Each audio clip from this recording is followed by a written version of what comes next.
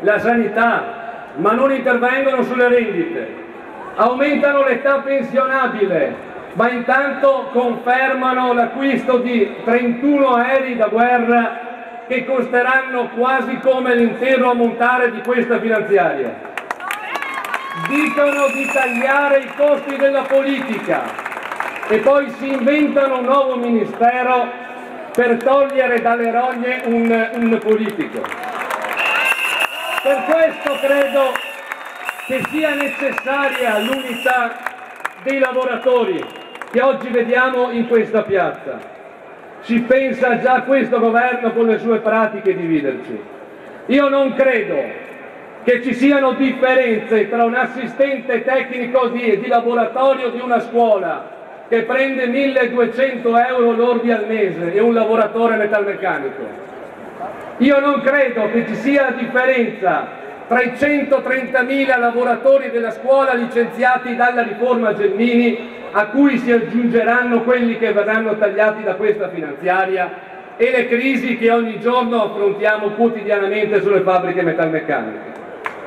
E dal punto di vista sindacale, che differenza c'è tra il sindacato della Fiat, che non contratterà più nulla, e il sindacato della funzione pubblica, a cui è impedito contrattare sia il contratto nazionale che il contratto aziendale?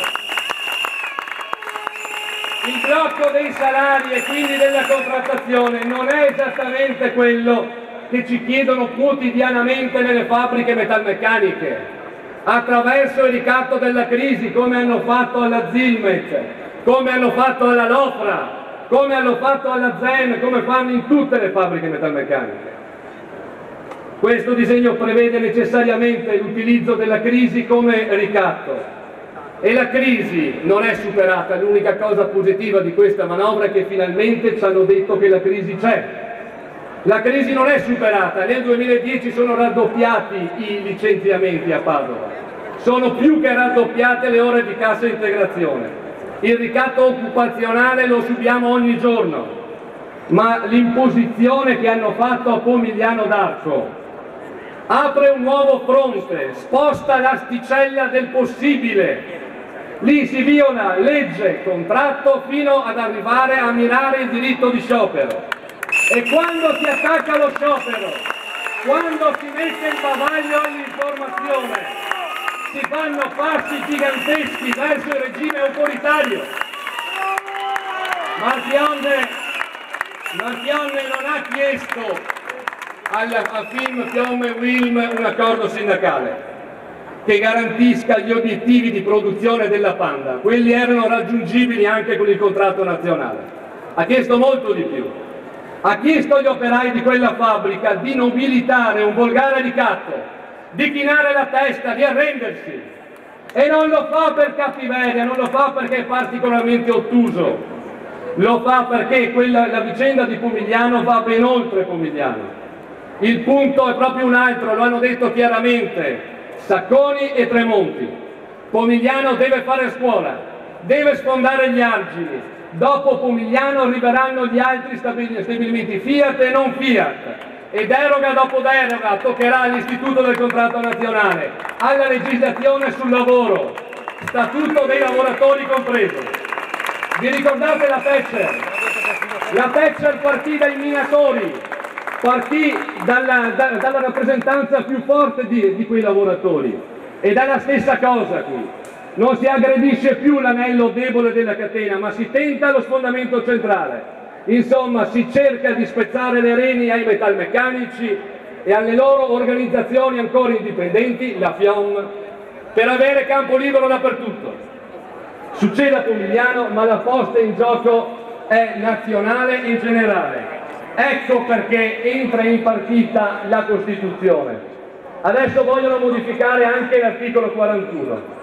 E non perché impedisca la semplificazione burocratica, la velocizzazione delle pratiche per aprire le nuove aziende, ma perché bisogna stabilire anche simbolicamente che la libertà di impresa, che la libertà dell'imprenditore è un valore assoluto, mentre la libertà del lavoratore e delle lavoratrici è soltanto una sua variabile dipendente. Marchionne ha imposto il referendum Lo ha imposto Marchionne, non l'ha accettato Fiumewil, non hanno imposto Fiumewil, perché nella sua testa ha un modello di relazioni industriali che prevede l'adesione totale agli interessi della impresa. Noi abbiamo ritenuto illegittimo quel referendum perché non è possibile votare su diritti indisponibili, perché non è possibile scaricare su quei lavoratori il ricatto della chiusura. E anche perché la democrazia per noi è una cosa seria. La democrazia si esprime solo quando il voto è libero e possiamo dire di tutto di quel voto, ma non che fosse libero. La Fiat e il ministro Sacconi volevano un plebiscito per affossare i diritti in quella realtà e per confezionare poi un modello esportabile in tutto il mondo del lavoro. Tutti si aspettavano un plebiscito. Ma quei lavoratori hanno dimostrato che pur sotto un ricatto così vergognoso, non è poi così facile far chinare loro la testa. E credo che anche questa piazza li debba ringraziare, perché loro hanno detto che vogliono sì gli investimenti, vogliono il lavoro, ma vogliono anche che la Costituzione, che i diritti, che le leggi non restino fuori dai cancelli della Fiat. Vogliono, e concludo, quello che vogliamo noi, quello che anche noi oggi rivendichiamo da questa piazza: lavoro, dignità e democrazia. Lavoro, dignità e democrazia. Grazie.